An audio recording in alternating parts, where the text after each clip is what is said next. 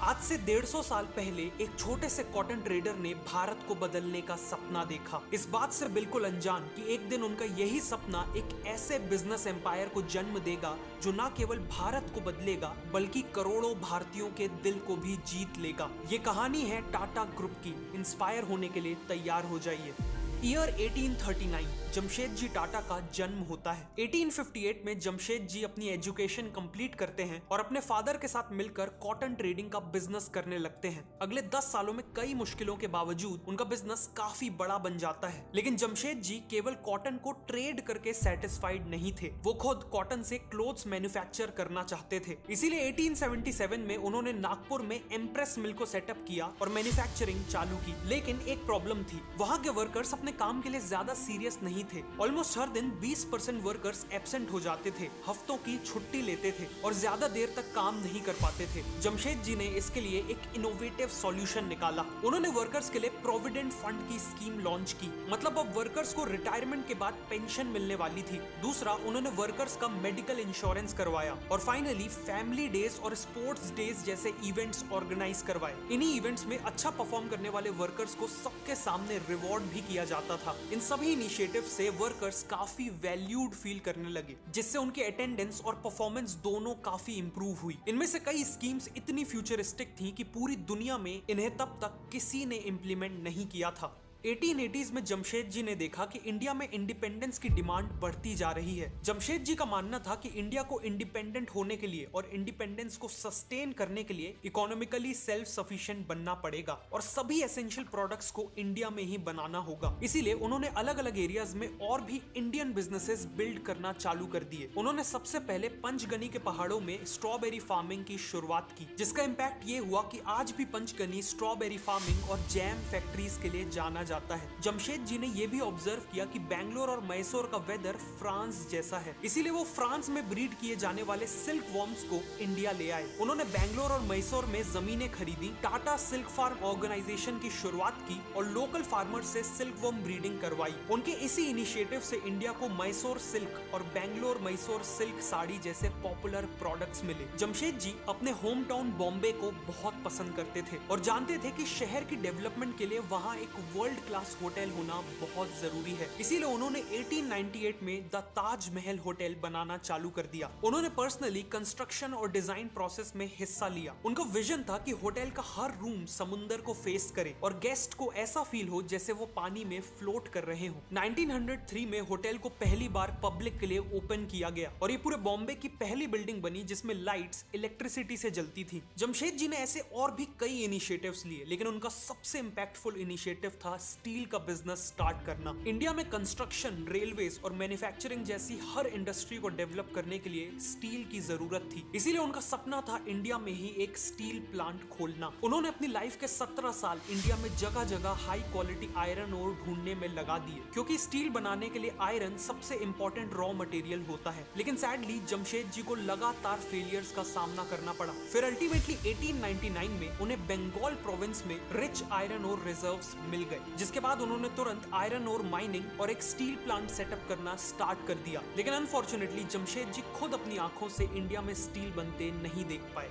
क्योंकि 1904 में 65 की एज में उन्होंने अपनी आखिरी सांसें ली। जमशेद जी का विजन और उनके ड्रीम्स इतने ग्रैंड थे कि उनके जीते जी उन सब का पूरा होना पॉसिबल नहीं था। इसीलिए उनके बाकी सभी ड्रीम्स को पूरा करने की रिस्पॉन्सिबिलिटी ली उनके बेटे तोराबजी टाटा ने। जमशेद जी का मानना था कि इंडिया साइंटिफिक रिसर्च और एजुकेशन में वेस्टर्न कंट्रीज से बहुत पीछे है। वो इंडिया में एक ऐसा इंस्टीट्यूशन एस्टैब्लिश करना चाहते थे जो यहाँ वर्ल्ड क्लास रिसर्चर्स और साइंटिस्ट्स प्रोड्यूस करे। इसीलिए तोराबजी टाटा ने मैसूर के महाराजा की मदद ली और 1909 में बेंगलोर में इंडियन इंस्टीट्यूट ऑफ साइंसेज को एस्टैब्लिश किया। Nobel laureate CV Raman IISc के फर्स्ट डायरेक्टर बने। आगे चल के आईआईएससी ने इंडिया के फर्स्ट सुपर कंप्यूटर परम और इंडिया के फर्स्ट इंडिजीनियस एयरक्राफ्ट द हंसा के डेवलपमेंट में इंपॉर्टेंट कॉन्ट्रीब्यूशंस किए। जिस तरह आईआईएससी ने ऐसे वर्ल्ड क्लास साइंटिस्ट और रिसर्चर्स को बनाया जिन्होंने इंडिया को बदला, उसी तरह इंडिया को आज ऐसे बिजनेस लीडर्स चाहिए जो बिजनेसेस बिल्ड करके के देश की इकोनॉमी को नेक्स्ट लेवल पे ले जा सके। एजुकेशन के अलावा जमशेद जी ने इलेक्ट्रिसिटी जनरेट करने के लिए एक हाइड्रो इलेक्ट्रिक प्लांट का भी सपना देखा था। इस प्रोजेक्ट में गोवा महाराष्ट्र बॉर्डर में पड़ने वाले दूध सागर फॉल्स का यूज करके पावर जनरेशन किया जाना था। दोराब जी ने 7000 वर्कर्स को इन्वॉल्व किया और आर्टिफिशियल लेक्स, डैम्स और चैनल्स बनवाए। 1911 में प्लांट रेडी हुआ और पावर जनरेशन स्टार्ट हुआ। मुंबई की कई मिल्स और बिजनेसेस को इसी पावर प्लांट से पावर मिलना चालू हो गई और आज इसी कंपनी को हम टाटा पावर के नाम से जानते हैं। फाइनली जमशेद जी ने जो स्टील प्लांट का काम स्टार्ट किया था उसे पूरा करने की रिस्पॉन्सिबिलिटी भी दोराब जी टाटा ने ली। 1907 में उन्होंने एक लिमिटेड कंपनी स्टैब्लिश की और स्टील प्लांट के लिए 23 करोड़ का आईपीओ अनाउंस किया। उस समय स्वदेशी आंदोलन के चलते केवल 2 हफ्तों में करीब 8000 लोगों ने इसमें इन्वेस्ट किया। कंपनी का नाम टाटा स्टील और आयरन कंपनी यानी टिस्को रखा गया और फाइनली 1912 में टिस्को से पहला स्टील प्रोड्यूस होकर निकला। इसके 2 साल बाद ही 1914 में वर्ल्ड वॉर 1 चालू हो गई और ब्रिटेन की स्टील डिमांड एकदम से शॉर्ट अप हो गई। उन्हें टैंक्स, ट्रक्स, रेलवे इन सब के लिए स्टील चाहिए था। टिस्को के प्लांट ने दिन रात काम किया और इस डिमांड को पूरा किया। वॉर के खत्म होने के बाद उस समय के वाइसरॉय ने टिस्को के कंट्रीब्यूशन को एक्नॉलेज किया और जिस टाउन में टिस्को का प्लांट था उस टाउन का नाम जमशेद जी के नाम के ऊपर जमशेदपुर रख दिया और रेलवे स्टेशन का नाम टाटा नगर रख दिया। दोराब जी की लीडरशिप में टाटा ग्रुप का बिजनेस कई गुना बढ़ चुका था। 1932 में दोराब जी टाटा की डेथ हो गई और जाने से पहले उन्होंने टाटा ग्रुप को steel, power, consumer products, banking और इंश्योरेंस जैसे बिजनेसेस में डाइवर्सिफाई कर दिया था। दोराब जी टाटा के बाद 1938 में टाटा ग्रुप के चेयरमैन बने फैमिली के एक young member JRD Tata. JRD Tata ने 1925 में ही बिजनेस ज्वाइन कर लिया था और टिस्को के प्लांट में काम सीख रहे थे। वो हमेशा से एविएशन में काफी इंटरेस्टेड थे, इसीलिए 1932 में उन्होंने टाटा एविएशन सर्विसेज की शुरुआत की। ये एयरलाइन पैसेंजर्स और कार्गो ट्रांसपोर्ट सर्विसेज प्रोवाइड करने वाली इंडिया की पहली एयरलाइन बनी। इसकी पहली फ्लाइट खुद JRD टाटा ने उड़ाई थी, जिसके बाद वो इंडिया के फर्स्ट एवर कमर्शियल पायलट बन गए थे। चेयरमैन बनने के बाद JRD टाटा ने देखा कि इंडिया को सोडा ऐश और कॉस्टिक सोडा जैसे एसेंशियल केमिकल्स बाहर से इंपोर्ट करने पड़ते हैं। ये ऐसे केमिकल्स थे जो ग्लास, टेक्सटाइल्स, सोप्स और डिटर्जेंट जैसे एसेंशियल प्रोडक्ट्स बनाने के लिए काफी इंपॉर्टेंट थे। वो चाहते थे कि इन केमिकल्स को इंडिया में ही प्रोड्यूस किया जाए, इसीलिए 1939 में उन्होंने गुजरात के मीठापुर टाउन में एक केमिकल प्लांट बिल्ड किया और ऐसे ही शुरुआत हुई टाटा केमिकल्स की। वही टाटा केमिकल्स जो आज टाटा सॉल्ट को भी मैन्युफैक्चर करता है। केमिकल्स बिजनेस अच्छा चलने लगा, लेकिन JRD का ड्रीम अभी भी एयरलाइन बिजनेस को ग्रो करने का था। वर्ल्ड वॉर 2 के दौरान ब्रिटिश गवर्नमेंट ने सभी प्लेन्स को सीज कर लिया, जिस कारण टाटा एविएशन सर्विसेज रातों रात बंद हो गई। लेकिन जैसे ही वॉर खत्म हुई वैसे ही JRD ने वापस एयरलाइन बिजनेस में एंट्री करने का फैसला किया और इस तरह 1946 में शुरुआत हुई एयर इंडिया की। एयर इंडिया की क्रू को उनकी वार्म और अटेंटिव सर्विसेज के लिए जाना जाता था। उनकी फ्लाइट का फूड, क्लीनलीनेस और इन फ्लाइट एंटरटेनमेंट सब कुछ टॉप क्लास था। इवन इनका मैस्कॉट एक महाराजा था जो एयरलाइन की इंडियन हॉस्पिटैलिटी और रॉयल स्टैंडर्ड्स को दर्शाता था। साथ ही साथ एयर इंडिया हमेशा टाइम शेड्यूल के हिसाब से चलती थी। इन सब के कारण न केवल इंडिया में बल्कि इंटरनेशनली भी एयर इंडिया को one of the best airline के तौर पे जाना जाता था। एयर इंडिया को JRD अपने चाइल्ड की तरह ग्रो कर रहे थे, लेकिन फिर कुछ ऐसा हुआ जिसने इसी एयर इंडिया को उनसे एक झटके में छीन लिया। इंडिपेंडेंस के बाद इंडियन गवर्नमेंट ने सोशलिस्ट इकोनॉमिक मॉडल को अपनाया था, जिसका मानना था कि देश की इंपॉर्टेंट इंडस्ट्रीज जैसे ट्रांसपोर्टेशन गवर्नमेंट के कंट्रोल में होनी चाहिए, ताकि ये इंडस्ट्रीज प्रॉफिट से ज्यादा पब्लिक की सर्विस पे फोकस करें। और इसीलिए 1953 में एयर इंडिया को नेशनलाइज यानी गवर्नमेंट के कंट्रोल में ले लिया गया। नेशनलाइजेशन के बाद एयर इंडिया का एक ट्रैजिक डिक्लाइन चालू हो गया। सर्विस, पंक्चुअलिटी और सेफ्टी नेगेटिवली इंपैक्ट हुई, जिससे अल्टीमेटली एयर इंडिया ने अपना एक वर्ल्ड क्लास एयरलाइन का स्टेटस खो दिया।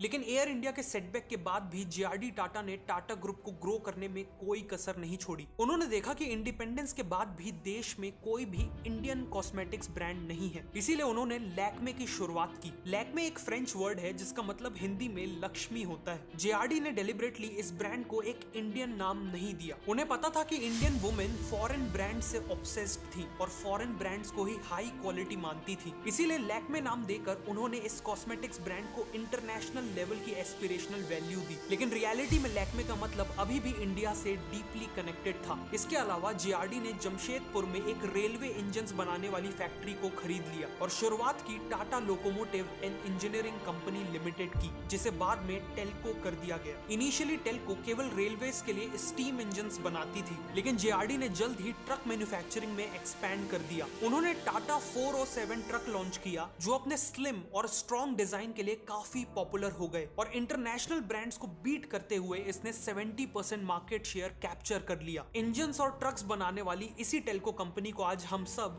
टाटा मोटर्स के नाम से जानते हैं। बिजनेस के अलावा जेआरडी टाटा ने इंडिया को उसके सबसे कठिन वक्त में हेल्प की। 1962 की इंडो चाइना वॉर और 1965 की इंडो पाक वॉर के दौरान उन्होंने गवर्नमेंट को हर तरह के सपोर्ट का अश्योरेंस दिया। उन्होंने टाटा के इंजीनियर्स को दिल्ली भेजा ताकि वो देश को मिलिट्री इक्विपमेंट की मैन्युफैक्चरिंग में हेल्प कर सके। उन्होंने अपने एयर इंडिया का एक्सपीरियंस यूज किया और इंडियन एयरफोर्स के लिए 10 ईयर डिफेंस प्रिपेयर्डनेस प्लान भी बनाया। इस रिपोर्ट में सिग्नलिंग इक्विपमेंट, रेडार और स्पेयर पार्ट्स की रिक्वायरमेंट्स इंक्लूडेड थी। गवर्नमेंट और इंडियन एयरफोर्स को इस रिपोर्ट से बहुत मदद मिली। जेआरडी टाटा की इन्हीं कॉन्ट्रीब्यूशंस को देखते हुए प्रेसिडेंट ऑफ इंडिया ने उन्हें इंडियन एयरफोर्स में ऑनररी एयर कॉमोडोर की पोस्टिंग भी दी थी। 1991 तक जेआरडी टाटा ने टाटा ग्रुप की कंपनीज का नंबर 84 तक पहुंचा दिया था। 24,000 करोड़ का रेवेन्यू था और 2,70,000 एम्प्लॉइज थे। लेकिन अब 87 की एज में समय आ चुका था कि वो टाटा ग्रुप की कमान किसी और को सौंप दे। इसीलिए जेआरडी टाटा ने नए चेयरमैन के तौर पे टाटा फैमिली के एक प्रॉमिसिंग मेंबर को चुना और ये नए चेयरमैन थे सर रतन टाटा। चेयरमैन बनने से करीब 30 साल पहले 1962 तक सर रतन टाटा यूएसए में आर्किटेक्चर की पढ़ाई कर रहे थे कि तभी उन्हें जेआरडी टाटा का लेटर आया, जिसमें उन्हें इंडिया आके बिजनेस ज्वाइन करने को कहा गया था। रतन टाटा ने इंडिया आके टाटा स्टील को ज्वाइन किया और वहां एक नॉर्मल वर्कर की तरह काम स्टार्ट किया। उनके डेडिकेशन और बिजनेस टैलेंट को देखकर उन्हें एक के बाद एक बड़ी रिस्पॉन्सिबिलिटीज मिलने लगी। चेयरमैन बनने से पहले उन्होंने एम्प्रेस मिल को लॉसेस से निकालकर प्रॉफिटेबल बनाया था। टेल्को में एक मेजर लेबर अनरेस्ट को सक्सेसफुली रिजॉल्व किया था और टाटा की नेल्को कंपनी जो रेडियो और टेलीविजन वगैरह बनाती थी, उसका रेवेन्यू 3 करोड़ से बढ़ाकर 200 करोड़ किया था। जब 1991 में सर रतन टाटा चेयरमैन बने तो उन्हें पता था कि टाटा ग्रुप बाहर से देखने में तो अच्छा परफॉर्म कर रहा है, लेकिन रियलिटी में कई चीजों में वो पीछे छूट रहा था। उन्हें लगा कि हाई टेक्नोलॉजी जैसे कंप्यूटिंग और एआई में ग्रुप काफी पीछे है और ग्रुप ने बहुत समय से कुछ यूनिक भी नहीं किया है। वो टाटा ग्रुप के थ्रू इंडिया के लिए कुछ रिवॉल्यूशनरी करना चाहते थे। इसी माइंडसेट के साथ उन्होंने देखा कि इंडिया के पास ऐसी कोई भी कार नहीं थी जिसका डिजाइन से लेकर प्रोडक्शन तक सब कुछ इंडिया में हुआ हो। इसीलिए 1995 में रतन टाटा ने एक 100% इंडियन कार बनाने की ठान ली। एक ऐसी कार जो स्पेशियस, फ्यूचरिस्टिक, अफोर्डेबल और हाई माइलेज देती हो। लेकिन एक प्रॉब्लम थी, एक नया मैन्युफैक्चरिंग प्लांट सेटअप करने की कॉस्ट अराउंड $2 बिलियन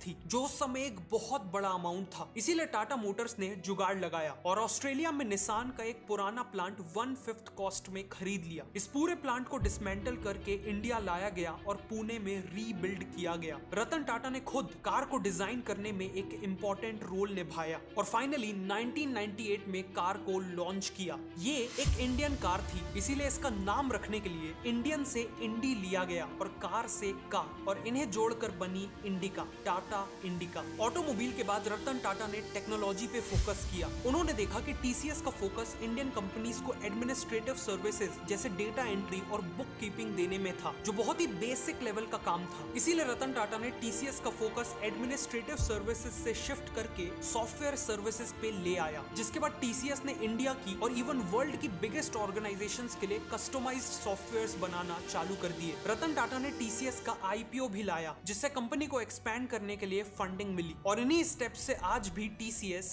इंडिया की बिगेस्ट आईटी कंपनी है। टीसीएस की सक्सेस के बाद सर रतन टाटा ने वापस टाटा मोटर्स पे फोकस किया। उन्होंने देखा कि इंडिया की मेजॉरिटी मिडिल क्लास पॉपुलेशन एक कार अफोर्ड नहीं कर सकती, इसीलिए पूरी फैमिली को मजबूरी में एक स्कूटर में कंजेस्टेड होके जाना पड़ता है, जो बहुत अनकंफर्टेबल और अनसेफ था। सर रतन टाटा का ड्रीम था इंडियन मिडिल क्लास को एक स्कूटर से कार में ट्रांजिशन करवाना। इसीलिए उन्होंने अनाउंस कर दिया कि वो एक ऐसी कार लॉन्च करेंगे जिसका प्राइस केवल 1 लाख रुपए होगा। 2009 में अपने प्रॉमिस को रखते हुए उन्होंने 1 लाख के प्राइस पॉइंट पे लॉन्च की टाटा नैनो, लेकिन अनफॉर्चुनेटली नैनो एक फेलियर साबित हुई। नैनो का सबसे बड़ा एडवांटेज था उसका सस्ता प्राइस, पर यही उसका सबसे बड़ा डिसएडवांटेज बन गया। इंडिया में लोग कार को एक स्टेटस सिंबल की तरह देखते हैं, जिसके पास एक कार होती है उसे सक्सेसफुल माना जाता है। लेकिन नैनो के सस्ते प्राइस और उसके डिजाइन के कारण लोगों ने उसे world's cheapest car, match box और इवन कवर्ड ऑटो रिक्शा की तरह ब्रांड कर दिया। जहां दूसरे कार ओनर्स अपनी कार के कारण प्राउड फील करते थे, वहीं नैनो के ओनर्स अपनी कार के कारण एम्बैरेस्ड फील करते थे, और इसीलिए नैनो एक फेलियर साबित हुई। लेकिन टाटा मोटर्स ने इस फेलियर से कंज्यूमर बिहेवियर के बारे में बहुत कुछ सीखा, जो आज उनकी लाइनअप में देखा भी जा सकता है। आज टाटा मोटर्स टाटा ग्रुप की सबसे ज्यादा रेवेन्यू कमाने वाली कंपनी बन चुकी है। Finally sir Ratan Tata deeply चाहते थे कि इंडिया की कंपनीज को केवल इंडिया नहीं बल्कि पूरे